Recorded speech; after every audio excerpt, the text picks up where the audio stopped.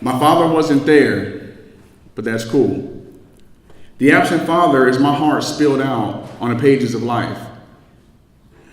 I felt that my father was not an active role in my life growing up and into adulthood, and I felt that affected me. It allowed me to harbor hate, anger, and insecurities because my father wasn't there. I dealt with so many things growing up that I could have used my father for, but he wasn't there. I had a bully who picked on me for no reason, but my father wasn't there. I had my heart broken a couple times, but my father wasn't there. I've lost loved ones, but my father wasn't there. It pains me to think about a 2-year-old, a 15-year-old, or a 44-year-old who has to deal with the fact that their father is not there. That can affect you until the day that you die. I allow my pain, my struggles, and my insecurities to limit me. I was told that I had a learning disability when I was in 2nd grade, but where was my father? Where was he to help me learn how to study better? Being told I had a learning disability has affected me even until this day. When I was in college, I took computer programming as a degree.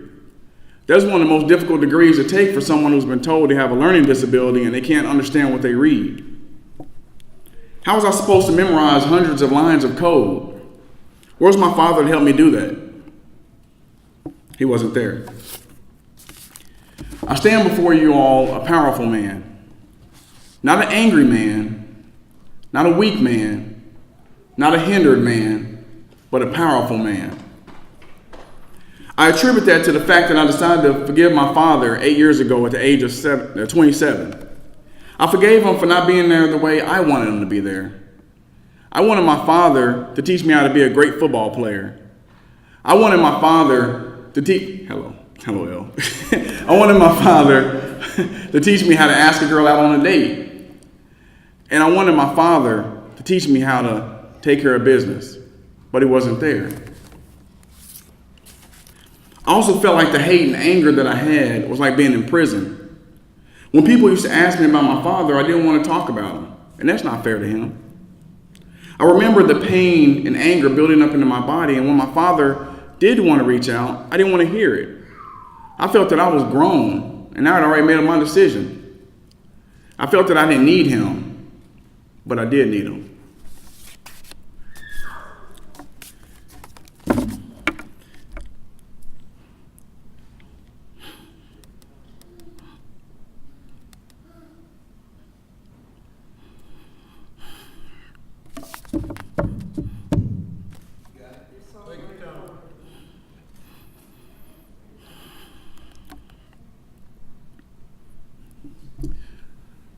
I lost my children.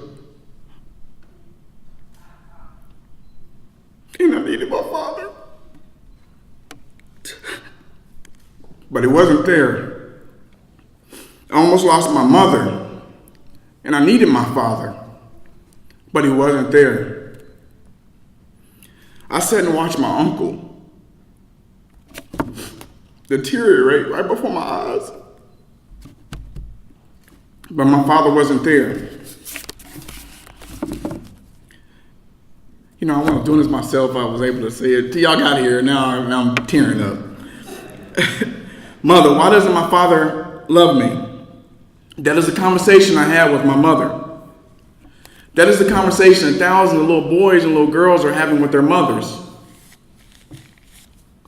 As an adult, I understand that the fact that my father wasn't there helped push me to be successful.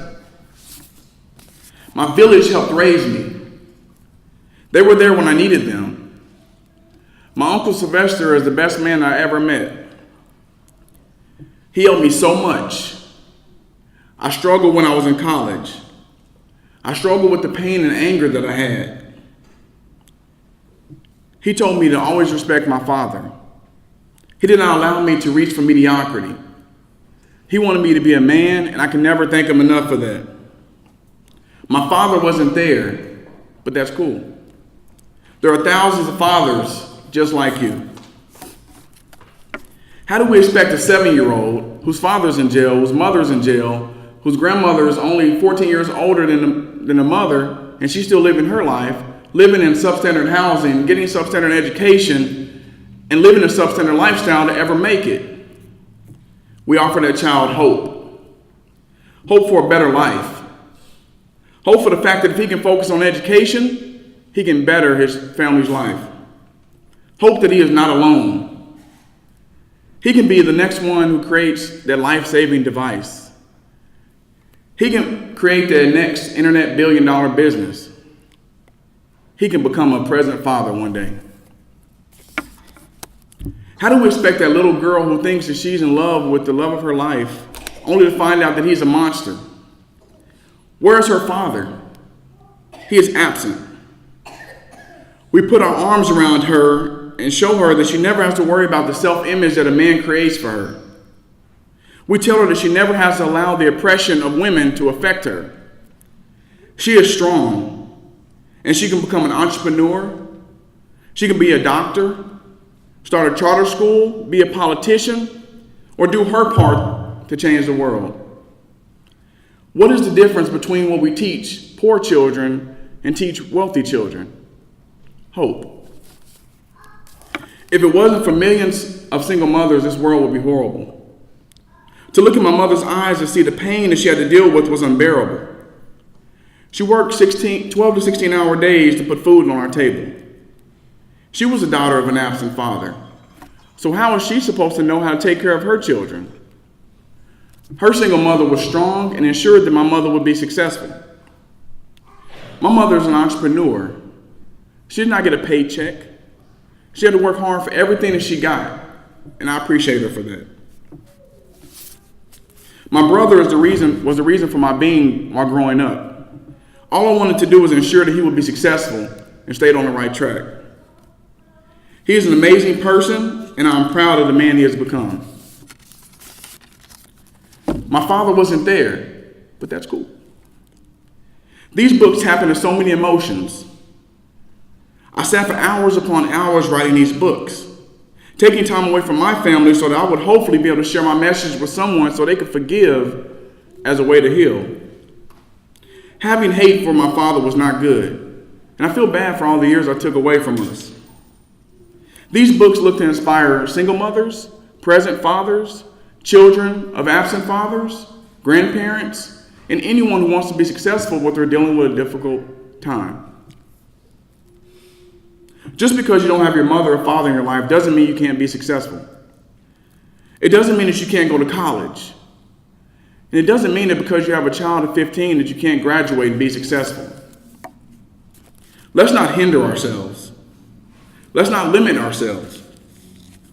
If we want our children to be successful, we must strive for success ourselves. I just want to be the best father that I can be. I may not be the best person, but I want to be the best father to my children that I can be. My second book that I'm launching today, Thoughts from a Window Pane, is a deeper look into my struggle to find peace, to forgive and heal. It is a collection of 28 poems and thoughts that further express my journey. There are poems in there that I could not write without dropping tears. My father wasn't there, but that's cool. I am stronger, faster, and more intelligent because I want to be the best at everything that I do. I want to help as many people as possible. I want to see my children realize their dreams. My ancestors may have been owned property, but I want to be the one to own property and inspire a nation. Pain is an emotion best served in a dark corner on a distant island far away from me. I no longer will allow the pain, struggle, and insecurities to hold me back. I will no longer allow the fact that my second grade teacher did not believe I was smart enough to hold me back. I will no longer allow the fact that my middle school coach did not believe I would ever play high school football because I was too small to hold me back. And I will never allow the fact that my father was not an active member of my village to hold me back. I will not let anything hold me back from any of the goals that I set for myself. That's Ellington, that's my son. And it's my brother, Frederick, as well.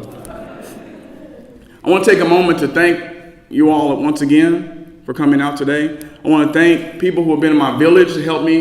You know, my mom, my aunts, my uncles, my cousins, my brother, my uncles, grandparents. They all had a piece on who you see today. My friends, people I work with, you all have a piece in everything that I do on a daily basis. I've learned so much.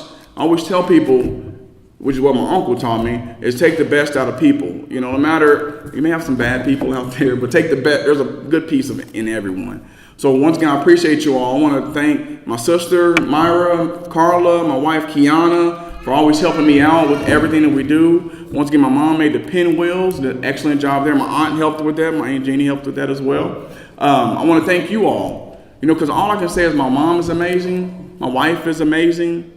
My village is amazing. You all are amazing. And I love my father. Thank you.